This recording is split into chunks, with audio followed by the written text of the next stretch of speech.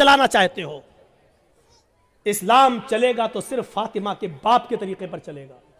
इस्लाम न तुम्हारे तरीके पर चलेगा, न मेरे, न तुम्हारे बाप के तरीके पर चलेगा, न मौलवी जर्जीस के बाप के तरीके पर चलेगा। दुआ के लिए आपको कोई मना नहीं करता है। दुआ जहां अल्लाह के रसूल ने हाथ उठाकर की है आप करिए, कोई मना नहीं करता है। दुआ जहां हाथ उठाकर नहीं की है वहां आप हाथ उठाकर करेंगे तो वहां हम मना करेंगे।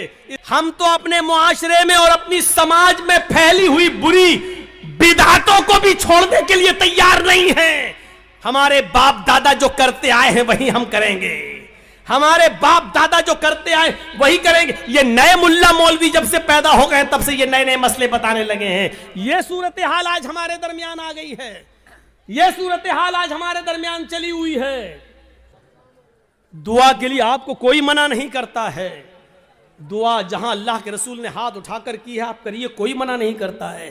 दुआ जहां हाथ उठाकर नहीं की है वहां आप हाथ उठाकर करेंगे तो वहां हम मना करेंगे, इसलिए कि हाथ उठाना साबित नहीं है। मसलन लैट्रीन में जाने की दुआ है। अब आप लैट्रीन में घुस के पढ़िए हाथ उठा के, अल्लाहुम्मा इन्नी औज़ु बिका मिनल खुब्स वल खबाइस। अब बैठिए, बैठिए, दुआ है। क्यों हाथ नहीं उठाया? मैं पूछना चाहता हूं उन लोगों से जो मस्जिद में मजबूर करते हैं इमाम को कि हाथ उठाओ और पब्लिक से कहते हैं हाथ उठाकर दुआ करो। अगर दुआ के लिए हाथ उठाना है तो लैट्रीन में जाने की दुआ है। बताओ क्यों नहीं हाथ उठाते हो? सब लैट्रीन में क्यों? अरे जब लैट्रीन में दुआ पढ़ सकते हो तो हाथ क्यों नहीं उठा सकते हो? जब लैट्रीन में अल्लाह का नाम ले सकते हो, अल्लाहुम्मा इन्नी औज़ु बिका, तो हाथ उठाने में क्या हर्ज है? क्यों नहीं उठाते हो? अब हमारी अकल कह रही है गंदी जगह पर हाथ कैसे उठाएं। अभी अकल ही तो कह रही है ना। तो मैं कह रहा हूं गंदी जगह पर फिर अल्लाह का नाम क्यों ले रहे हो? नहीं साहब, वो तो अल्लाह के नबी ने बताया है। तो अल्लाह के नबी ने बताया तो यहां अल्लाह के नबी ने हाथ नहीं उठाया तो हम हाथ नहीं उठाएंगे। अच्छा, खाना खाओ, क्या दुआ है? बिस्मिल्लाह या बिस्मिल्लाहि व अला बरकतिल्लाह, ये दुआ है खाना खाने की। अब आप खाना बैठो, जर्जी साहब खाना लग गया, बिस्मिल्लाह, अब हम खाएं, या बिस्मिल्लाहि व अला बरकतिल्लाह, अब हम खाएं। बोलिए। चलो ये तो लैट्रीन नहीं है, ये तो घर है। यहां पर हाथ उठाकर अगर कोई आदमी दुआ करे बिस्मिल्लाह या बिस्मिल्लाह व अला बरकतिल्लाह तब खाना खाए, कैसा लगेगा आपको? क्यों नहीं उठाते हो? ये भी तो दुआ ही है। साहब अल्लाह के नबी ने नहीं उठाए इसलिए हम नहीं उठाए। आ गई ना बात वही, जहां नबी ने उठाया वहां उठाओ। हम भी तो यही कह रहे हैं, जहां नबी ने नहीं उठाया वहां मत उठाओ। हम भी तो आपसे यही कह रहे हैं। अच्छा, वुजू बनाया, क्या दुआ पढ़ते हो? बिस्मिल्लाह। वुजू के बाद क्या दुआ पढ़ते हो? अशहदु अल्ला इलाहा इल्लल्लाह व अशहदु अन्ना मुहम्मदन अब्दुहु व रसूलुहु अल्लाहुम्मा जअलनी मिनत तव्वाबीन व जअलनी मिनल मुततहिरीन, यही दुआ तो पढ़ते हो। अच्छा, वुजू बनाने के बाद किसी को देखा, पैर धुलने के बाद आया हो, किबले की तरफ मुंह करके अशहदु अल्ला इलाहा इल्लल्लाह वहदहु ला शरीका लहु व अशहदु अन्ना मुहम्मदन अब्दुहु व रसूलुहु अल्लाहुम्मा जअलनी मिनत तव्वाबीन व जअलनी मिनल मुततहिरीन। मैं पूछना चाहता हूं क्यों नहीं पढ़ हाथ उठाते हो? यहां वुजू के बाद की दुआ है, हाथ उठाना साबित नहीं है। अजान के बाद की दुआ है, अल्लाहुम्मा रब्बा हाज़िहि दावति ताम्मा व सलातिल काइमा आति मुहम्मदनिल वसीला वल फजीला, लेकिन हाथ उठाना साबित नहीं है। चांद देखकर दुआ मांगना साबित है, चांद देखकर दुआ मांगी जाए, लेकिन हाथ उठाना साबित नहीं है। इसी तरीके से कब्रिस्तान में जाकर दुआ करना जायज है। अल्लाह के नबी ने फरमाया इस्तगफिरू लिअखीकुम, अपने भाई के लिए दुआ करो। हर आदमी को मिट्टी देने के बाद अपने भाई के लिए दुआ करना चाहिए, लेकिन यहां हाथ उठाना साबित नहीं है। जैसे इन जगहों पर हाथ उठाना साबित नहीं है, ऐसे ही कब्रिस्तान में भी हाथ उठाकर दुआ करना साबित नहीं। या है तो हमें बताओ कहां है? नहीं साहब, उठा लें तो हर्ज क्या है? अब इसका जवाब सुनो। अरे हमने हाथ उठाकर दुआ कर ली तो हर्ज क्या है? तो अब मुझे जवाब दो, लैट्रीन में हमने कह दिया हाथ उठाकर अल्लाहुम्मा इन्नी औज़ु बिका मिनल खुब्स वल खबाइस, तो हर्ज क्या है? मुझे इतना बता दो। अजान के बाद हमने हाथ उठाकर दुआ मांग ली है, अशहदु अल्ला इलाहा इल्लल्लाह, हर्ज किया है मुझे बता दो। यहां आपको हर्ज लगता है, मुझे कब्रिस्तान में हाथ उठाकर दुआ मांगने में हर्ज लगता है। क्यों इस्लाम को अपने और अपने बाप दादा के तरीके पर चलाना चाहते हो? इस्लाम चलेगा तो सिर्फ फातिमा के बाप के तरीके पर चलेगा। इस्लाम न तुम्हारे तरीके पर चलेगा, न मेरे, न तुम्हारे बाप के तरीके पर चलेगा, न मौलवी जर्जीज के बाप के तरीके पर चलेगा। इस्लाम चलेगा तो जनाब मोहम्मद रसूलुल्लाह के तरीके पर चलेगा। आपको नमाज पढ़ने के बाद दुआ से कोई नहीं रोकता। यकीन मानिए, नमाज पढ़ने के बाद आप दुआ करिए, हम आपको नहीं रोकते हैं। अच्छा अमल है नमाज पढ़ना, और नमाज के बाद दुआ मांगना अच्छा अमल है। मांगिए, मांगिए, मना नहीं किया जा रहा है। लेकिन यहां अल्लाह के रसूल से हाथ उठाकर दुआ मांगना, और नबी के हाथ उठाने के बाद सहाबा का हाथ उठाना, और नबी का हाथ चेहरे पर फेर कर पहनना, और उसके बाद सहाबा का भी हाथ चेहरे पर फेर लेना, नबी का दुआ मांगना और सहाबा का उस दुआ पर आमीन आमीन कहना, यहां नमाज के बाद साबित नहीं है। इसलिए आपको भी ऐसा नहीं करना है। अकेले आप जितनी लंबी दुआ मांगना चाहे मांगे। आपकी बेटी बड़ी है, शादी के रिश्ते आते टूट जाते हैं, नमाज के बाद दुआ मांगिए, अल्लाह मेरी बेटी को कोई दीनदार रिश्ता अता फरमा दे। आपकी रोजी रोटी में बरकत नहीं, अल्लाह मुझे मेरी रोजी रोटी में बरकत दे। आपको जितनी दुआ मांगना मांगो। ये 2 मिनट वाली दुआ को रस्म मत बनाओ मेरे भाई। इमाम साहब ने कहा अस्सलाम वालेकुम बरहमतुल्लाह, अस्सलाम वालेकुम बरहमतुल्लाह, अल्लाहुम्मा आमीन, आमीन, पीछे कर आमीन आमीन आमीन आमीन। अबे ये कौन सी दुआ है? और 2 मिनट में ला इलाहा इल्लल्लाह मुहम्मदुर रसूलुल्लाह। 2 मिनट में तेरी भी जरूरत पूरी हो गई, 2 मिनट में उसकी भी हो गई। वहां इमाम कह रहा अल्लाह मेरी रोजी रोटी में बरकत दे, आप कह रहे हैं आमीन। अरे फायदा तो इमाम का हो रहा, आपका क्या हो रहा है मुझे बताओ? वो इमाम तो अपनी दुआ कर रहा है?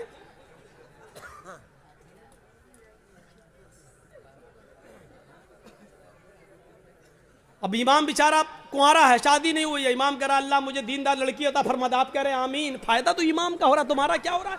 अरे इमाम अपनी दुआ मांगे, तुम अपनी दुआ मांगो यार। इमाम की अपनी जरूरतें हैं, तुम्हारी अपनी जरूरतें हैं। इमाम का बेटा बीमार है, उसके पेट में दर्द है, वो कह रहा अल्लाह मेरे बेटे को शिफा अता फरमा दे। तुम्हारे बाप को कैंसर है, तुम अपनी दुआ मांगो अल्लाह मेरे बाप को कैंसर है, अल्लाह मेरे बाप को शिफाए कामिला और आजिला अता फरमा। अरे इमाम के साथ साथ तेरे आमीन कहने से मखसूस दुआएं हो रही हैं। इमाम तेरे लिए दुआ नहीं कर रहा है, और तुम जो आमीन आमीन कह रहे हो उसमें तुम्हारे लिए दुआओं पे आमीन नहीं कही जा रही है। अरे तुम अपनी दुआ मांगो। इमाम की जरूरत 2 मिनट में पूरी हो रही है, तुम्हें कुछ ज्यादा मांगना तुम ज्यादा मांगो। ये क्या दुआ है कि जब इमाम की सारी जरूरतें पूरी हो रही हैं उसी वक्त तुम्हारी भी हो रही हैं। 2 मिनट में तुम्हारी भी दुआ हो गई, उसकी भी दुआ हो गई। अब हमने कुछ और मांगना था, लेकिन अब हम नहीं मांग पा रहे हैं क्योंकि इमाम ने हाथ फेर लिया, हमें भी फेरना पड़ रहा है? अब हमें कुछ और मांगना है। मेरी बीवी हमें कुछ समझती ही नहीं है, अब अल्लाह मेरी बीवी को मेरा फरमा बरदार बना दे। अब इमाम तो हाथ फेर चुके हैं, अब कैसे दुआ मांगे? अब मांगना चाह रहे हैं लेकिन हाथ गिर भी नहीं रहे, लेकिन मजबूरी में फेरना पड़ रहा है। अब फेरना पड़ा, अब मुंह में कहना पड़ रहा अल्लाह मेरी बीवी को हिदायत दे। इसको आदत मत बनाइए मेरे भाई। दुआ को हम मना नहीं कर रहे हैं, नमाज के बाद भी दुआ को मना नहीं कर रहे हैं।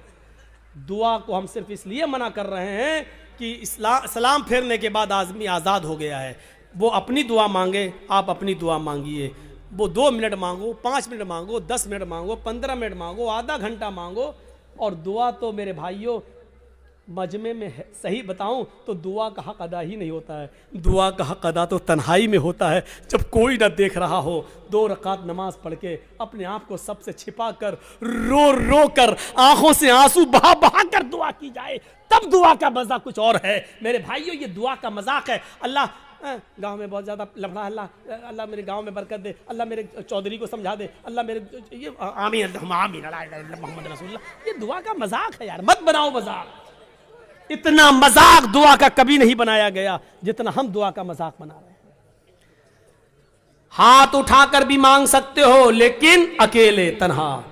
कब्रिस्तान में दुआ मांगने का हुक्म है और हर शख्स को दुआ मांगना चाहिए, लेकिन वहां हाथ उठाना साबित नहीं है। वहां सिर्फ हुक्म यह इस्तगफिरू लिअखीकुम, अपने भाई के लिए दुआ करो, सिर्फ दुआ है। अगर हाथ उठाना होता तो अल्लाह के नबी कहते हैं अपने भाई के लिए दोनों हाथ उठाकर दुआ करो। और यह आता कि अल्लाह के रसूल ने फला फला के दफनाने के बाद आपने दोनों हाथ उठाकर दुआ की है, आता हदीस में, लेकिन हदीस की किसी किताब में नहीं आया अल्लाह के रसूल ने किसी भी सहाबी को दफन करने के बाद अपने हाथों को उठाकर दुआ की हो, कहीं नहीं आता है। हाँ, ये आया कि अल्लाह के रसूल ने कब्र में सहाबी को दफन करने के बाद सहाबा से फरमाया इस्तगफिरू लिअखीकुम, अपने भाई के लिए दुआ करो। आप चाहते तो कह सकते थे मैं दुआ कर रहा हूं, आप लोग आमीन आमीन बोलो, अल्लाह जिसका इंतकाल हुआ उसके रूह को आला इल्लीन के अंदर जगह अता फरमा, अल्लाह उसके पसमानदगान को सब्र जमील अता फरमा। आप चाहते तो कब्रिस्तान में सब दुआ कर सकते थे, लेकिन आपने न की ऐसे और न लोगों ने आमीन कहा,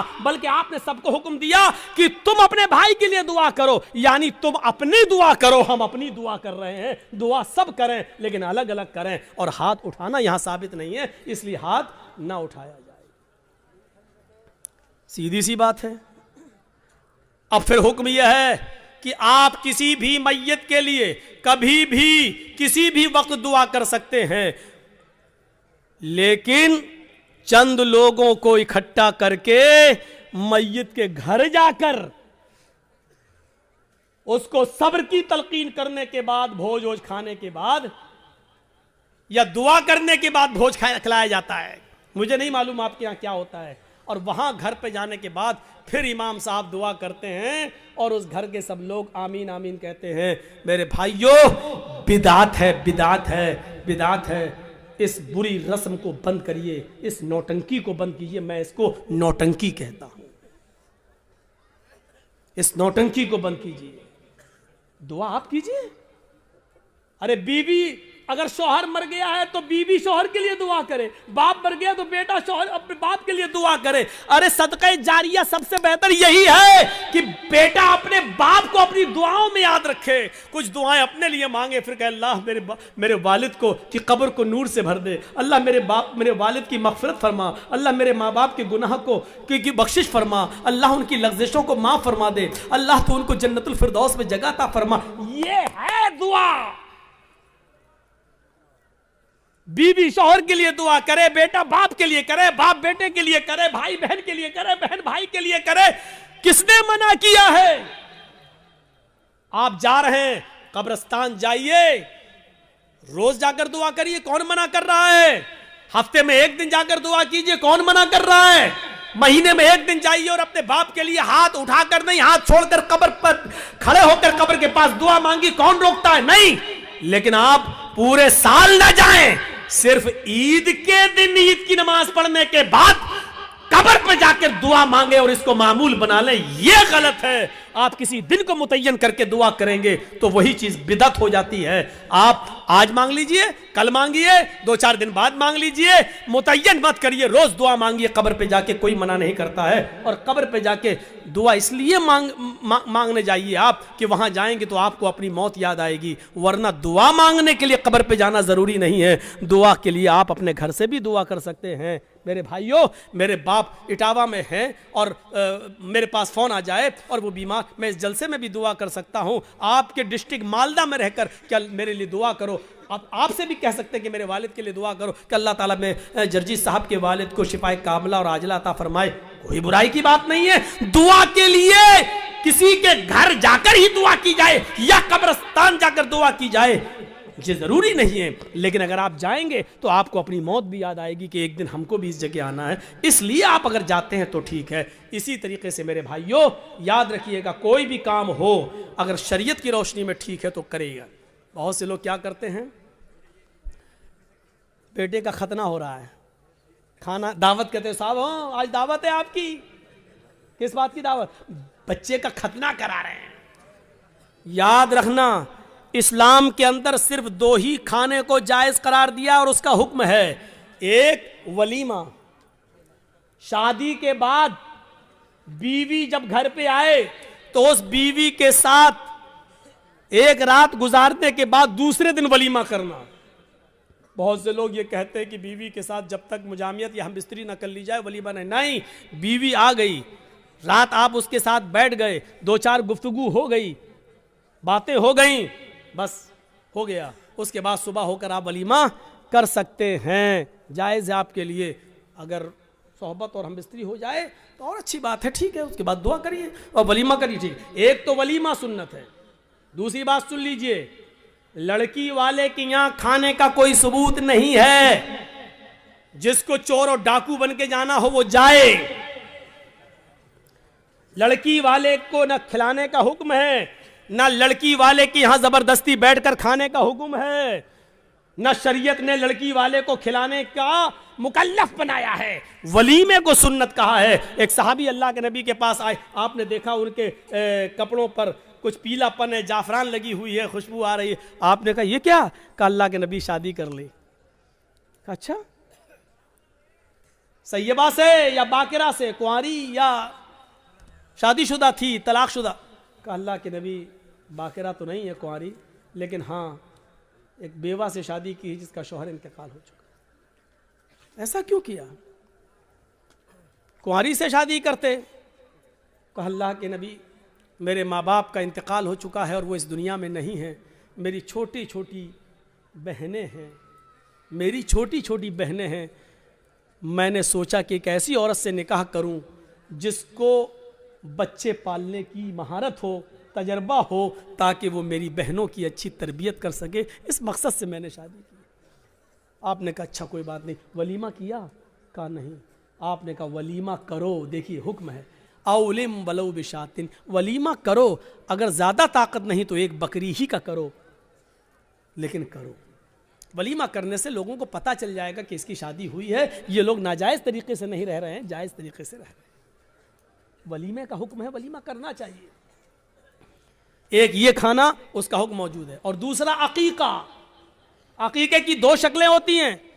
2 शक्लें ये हैं कि 7वें दिन जब आप बच्चे का अकीका करें तो मोहल्ले के लोगों को आप बुलाकर अपने घर खिला भी सकते हैं, लेकिन मोहल्ले वालों को बुलाने के साथ साथ गरीबों का ख्याल रखा जाए। ऐसा ना हो कि सिर्फ अमीर आए और गरीबों को नज़रअंदाज कर दिया जाए, क्योंकि गरीबों का हक ज़्यादा है इसमें। गरीब और मिस्कीन ढूंढे जाएं, कौन है ज़रूरतमंद, उनकी दावत दी जाए। एक तो ये तरीका है। और दूसरा तरीका अकीके का ये है कि अगर आप सबको बुलाकर अपने घर नहीं खिलाना चाहते हैं तो अगर लड़की है तो 1 बकरी, लड़का है तो 2 जानवर ज़िबा करके उसका गोश्त गरीबों, मिस्कीनों में और मोहल्ले के लोगों में तकसीम कर दिया जाए, तब भी आपका अकीका हो जाएगा।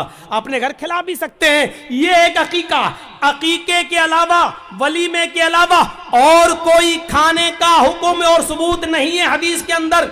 यहां तक कि कोई हाजी हज करके आता है और वो खुशी में अपने गांव वालों को खिलाता है, इसका मतलब यह है कि वो अपने हज की रिया और नमूद कर रहा है, दिखावा कर रहा है, लोगों को ये बता रहा है कि देखो मैं हज करके आया हूं, इस खुशी में मैं लोगों को खाना खिला रहा हूं। हाजी को हज का खाना भी नहीं खिलाना चाहिए। अगर ऐसी इबादतों पर खाना खिलाना जायज़ होता तो फिर नमाजी को नमाज पढ़ के आने के बाद भी खिलाना जायज़ होता। फिर ईद की नमाज पढ़कर भी किसी को दावत दे तो उसकी दावत भी जायज़ होती। मेरे भाइयों, क्योंकि यह इबादत है और फिर इबादत पर फिर एक आम रस्म बन जाएगी। फिर ज़कात देने वाला ज़कात देने की खुशी में खिलाएगा, लो आज हमने 30 ज़कात दी। फिर रमज़ान का रोज़ा रखने के बाद, 30 रोज़े पूरे होने के बाद फिर लोग की दावत दे, ओ मैंने 30 रोज़े रख लिए। लो, हज भी एक इबादत है। जब इन इबादतों पर आप किसी को खाना नहीं खिलाते हैं तो हज पर भी आप किसी को खाना नहीं खिला सकते। जब हज जैसी इबादत पर खाना नहीं खिला सकते तो फिर खतने का खाना कैसे जायज़ हो सकता है? मेरे प्यारे साथियों, खतने का खाना जायज़ नहीं है, ना खतने की दावत जायज़ है। हाँ, अगर अकीके वाले दिन ही आप बच्चे का खतना कर रहे हैं तो लोगों को अकीके की दावत दीजिए, खतने की दावत मत दीजिए। और ये कहिए कि हमारे यहाँ अकीका हो रहा है, अकीके का खाना खाइए। और मैं खतने का नहीं, खतने की अगर कोई दावत देता है तो आप उस दावत को रिजेक्ट करिए और उस खतने की दावत में आप मत जाइए, क्योंकि खतने की दावत में शिरकत करना जायज़ नहीं है। धर्म ग्रंथों को पढ़ने के बाद, मजहबी किताबों के पढ़ने के बाद सबसे अच्छा मजहब हमें इस्लाम नजर आया। फिर उसने पूरी दुनिया में जहां तक वो घूम सकता था, दौरा कर सकता था, ट्रेवल कर सकता था, उसने ट्रेवल करके देखा। उसने जायजा लेकर देखा कि इस्लाम के मानने वाले कैसे हैं। तो उसने बरजस्ता ये कहा कि जब मैंने किताबों को पढ़ा तो दुनिया का सबसे बेहतर मजहब मुझे इस्लाम लगा, लेकिन जब मैंने दुनिया का दौरा किया तो मुझे बिगड़ी हुई कौमों में सबसे ज्यादा बिगड़ी हुई और सबसे ज्यादा बदकमाश कौम हमें मुसलमान नजर आई। इस हकीकत का एतराफ हमें और आपको करना पड़ेगा। हमारा मजहब सबसे अच्छा, लेकिन हमारा किरदार, हमारा अखलाक उस मजहब की रोशनी में अमल करके होना क्या चाहिए था। लेकिन पूरी दुनिया में सबसे ज्यादा बिगड़ा हुआ अगर कोई है तो वो मुसलमान। कभी हमने गौर किया इस बात पर?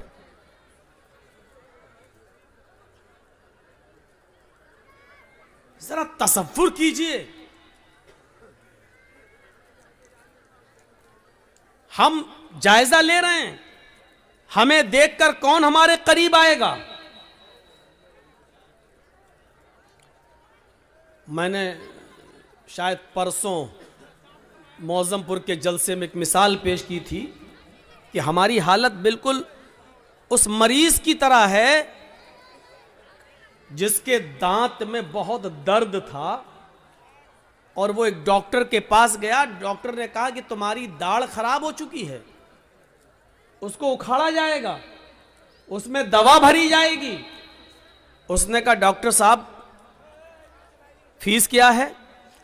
डॉक्टर ने कहा कि दांत देखने के बाद, दवा ववा सब बताने के बाद कि इतने की दवा आएगी, इतने दिन खाना पड़ेगी और फीस लेके सब 200 रुपये पड़ेंगे आप। उसने कहा ठीक है साहब, आप हमारी दाढ़ निकाल दीजिए। डॉक्टर ने पिलास लिया और उसकी दाढ़ को जब उखाड़ा तो वो इतनी तेज चिल्लाया, आह मर गया, दर्द से वो चिल्लाया। बहरहाल डॉक्टर ने दांत तो उखाड़ दिया, दवा ववा दे दी। दवा देने के बाद उसने कहा लाओ 600 रुपए। मरीज बड़ा परेशान, 600 रुपए किस बात के? तय तो 200 रुपए हुआ था, तुम 600 क्यों मांग रहे हो? डॉक्टर ने कहा कि तुम इतनी तेज चिल्लाए हो कि बाहर जो 2 मरीज बैठे थे तुम्हारे चीखने से भाग गए, उनकी फीस भी तुमसे ली जाएगी। हमारे 2 मरीजों को तुमने भगा दिया है। अगर वो दोनों होते तो 2-2 400 वो और 200 तुम्हारे, 600 रुपए उनके, 400 रुपए भी तुम्हें नहीं, तुम्हारे बाप को भी देना पड़ेंगे, क्योंकि तुम्हारे चीखने से वो भाग गए। आज वही कंडीशन हमारी है। हम खुद तो ईमान के अंदर दाखिल नहीं हैं और हुलिया, शक्ल, सूरत, किरदार, अमल ऐसे हैं कि जो आना भी चाहता है इस्लाम की तरफ वो भी भाग रहा है। तो उनके इस्लाम से दूर होने का अजाब भी हमारे सर पर लादा जाएगा, क्योंकि हमारी वजह से वो इस्लाम से दूर हो रहा है, हमारी वजह से वो दूर हो रहा है। कौन जिम्मेदार है इसका?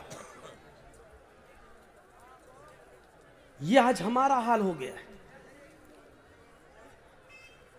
अल्लाह ने कहा कि हम तुम्हें इज्जत देंगे, हम तुम्हें बुलंदी देंगे, हम तुम्हें हुकूमत देंगे, हम तुम्हें साहिबे हुक्मरा बनाएंगे, साहिबे हुकूमत बनाएंगे, हुक्मरा बनाएंगे। लेकिन तुम्हें भी मेरी एक बात मानना होगी, मेरी शर्त है इन कुंतुम मुमिनीन, कि तुम अपने अंदर ईमान पैदा कर लो। इसका मतलब यह है कि हम मोमिन कहते हैं, है नहीं, दावा है लेकिन है नहीं। अच्छा एक बात बताइए, जब शर्त पूरी नहीं होगी तो मशरूत भी पूरा नहीं होगा। जब तुम्हें भूख लगेगी तो मैं तुम्हें खाना खिलाऊंगा, तो मैं खाना कब खिलाऊंगा? जब तुम्हें भूख लगेगी। नमाज के लिए वुजू शर्त है, जब आपका वुजू सही होगा तो नमाज होगी, वुजू नहीं तो नमाज भी नहीं।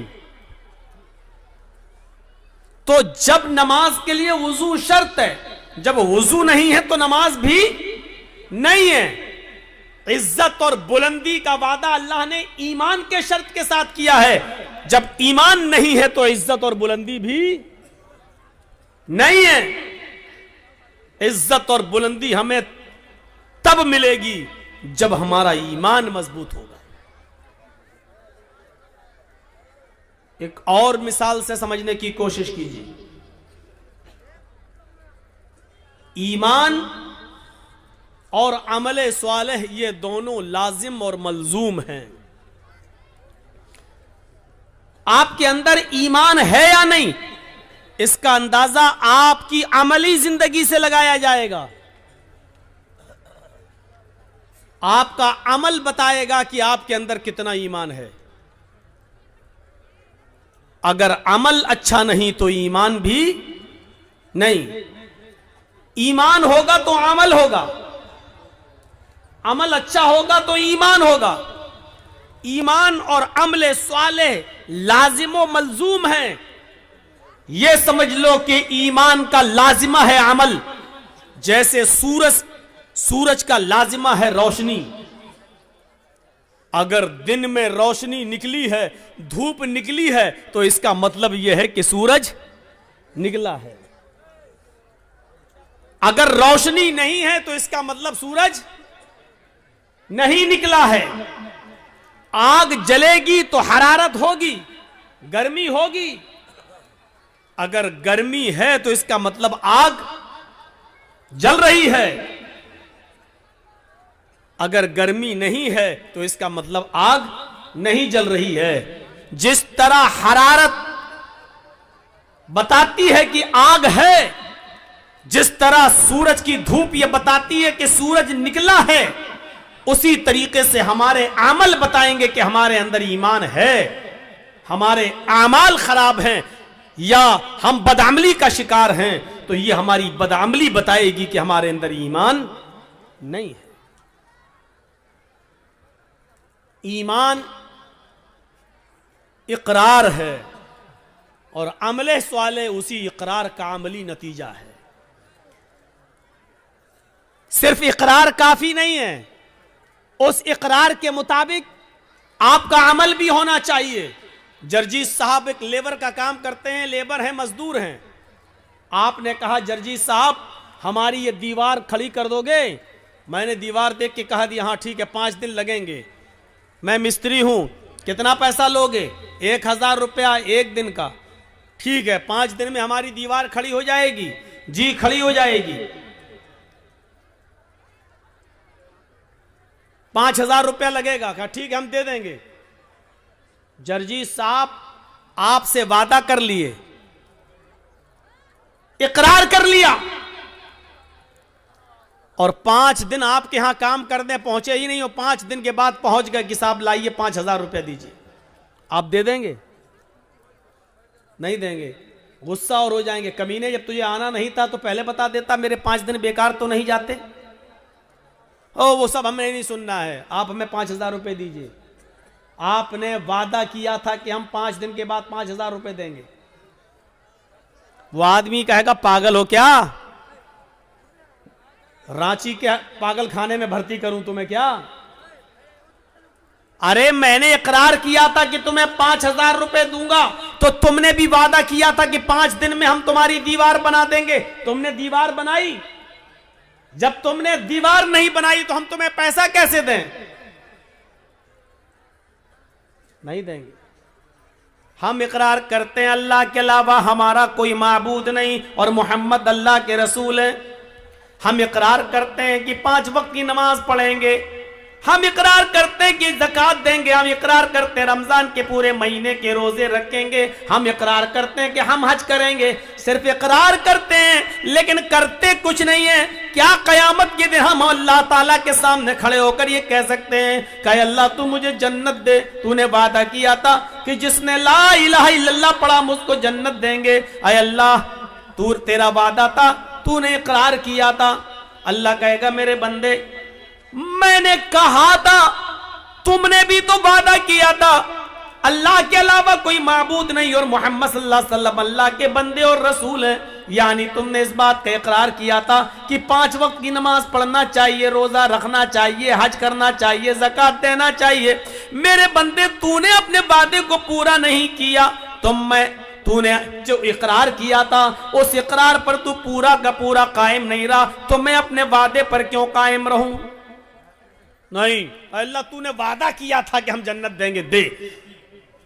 क्या आप कह सकते हैं जब एक मामूली मजदूर को आप सिर्फ वादे और इकरार पर मजदूरी नहीं दे सकते, जब तक कि वो अमल ना करे, जब तक कि वो आपके घर मजदूरी ना करे, आपकी दीवार खड़ी ना करे, जब आप बगैर मेहनत और काम के जब आप उसको मजदूरी नहीं दे सकते हैं, तो अल्लाह रब्बुल आलमीन सिर्फ इकरार और वादे के मुताबिक बगैर अमल के हमें और आपको जन्नत दे देगा। ये कैसे हम उम्मीदें लगाए बैठे हैं, कैसे हमें ये ऐसी उम्मीदों से हम वाबस्ता हो गए हैं। हमें सोचना चाहिए, ईमान इकरार का नाम है और अमले स्वाले उसी इकरार के वादे का नाम है। इस इकरार के मुताबिक तुम वादे पर पूरा पूरा अमल करोगे तो फिर तुम्हें मजदूरी मिलेगी, वरना हमें मजदूरी नहीं मिलेगी। ईमान हमारी बुनियाद है। अब भाई उठना बैठना बंद कर दीजिए, जिसको जहां जगह मिले बैठ जाइए। ईमान हमारी बुनियाद है। और एक बात सुन लीजिए, बुनियाद जितनी मजबूत होती है इमारत उतनी ही मजबूत होती है। बुनियाद जितनी गहरी होती है इमारत भी उतनी मजबूत उस पर बनती है। हमारी बुनियाद मजबूत होनी चाहिए। और हमारी बुनियाद क्या है? ईमान।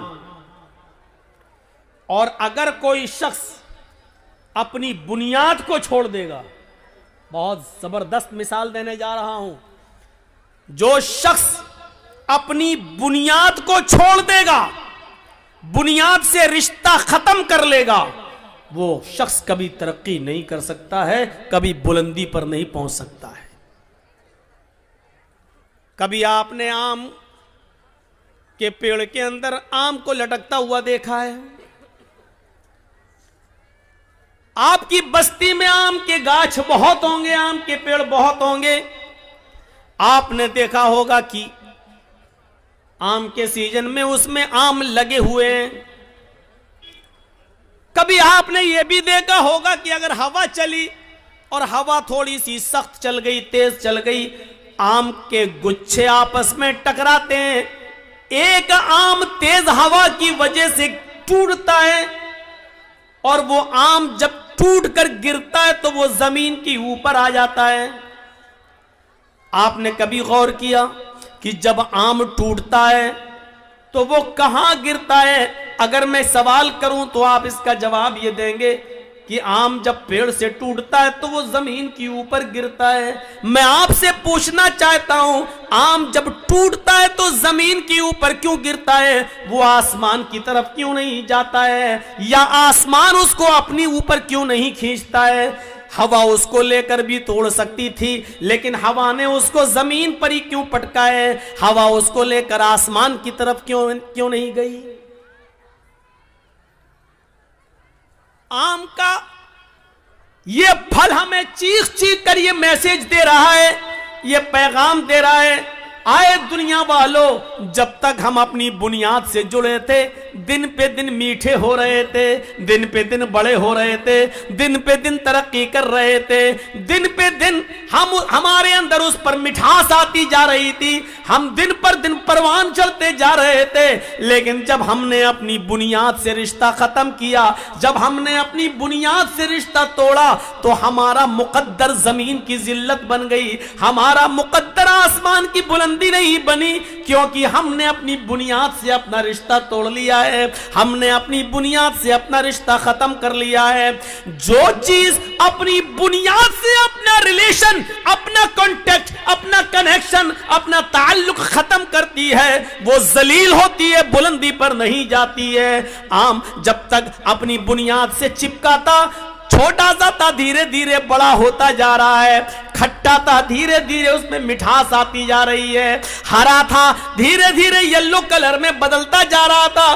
क्यों? क्योंकि वो अपनी बुनियाद से जुड़ा हुआ था। लेकिन जब उसने अपनी बुनियाद से अपना कनेक्शन खत्म किया, अपना रिश्ता तोड़ा, तो फिर वो जमीन के ऊपर आया, फिर वो जमीन के ऊपर गिरा और जमीन पर घूमने वाले छोटे छोटे बच्चे उस पर झपट पड़े और उसको चीर दिया, आम को फाड़ दिया, आम को, और उसको खा गए, लुकमा बना लिया।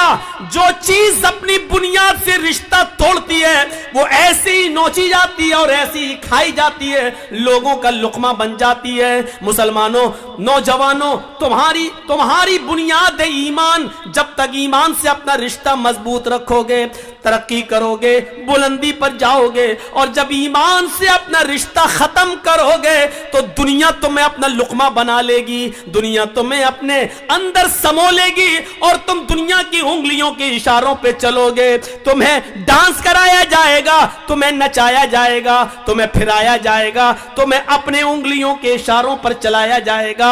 इसलिए तुम्हें चलना पड़ेगा, क्योंकि तुमने अपनी बुनियाद से अपना रिश्ता खत्म कर लिया है, तुमने अपनी बुनियाद से अपना रिश्ता तोड़ लिया है। अगर चाहते हो तरक्की करें, अगर चाहते हो कि बुलंदी पर जाएं, अगर चाहते हो कि हुकूमत मिले, सरदारी मिले, तो तुम्हें ईमान के साथ अपना रिश्ता मजबूत करना होगा, अपनी बुनियाद के साथ अपना ताल्लुक जोड़ना होगा।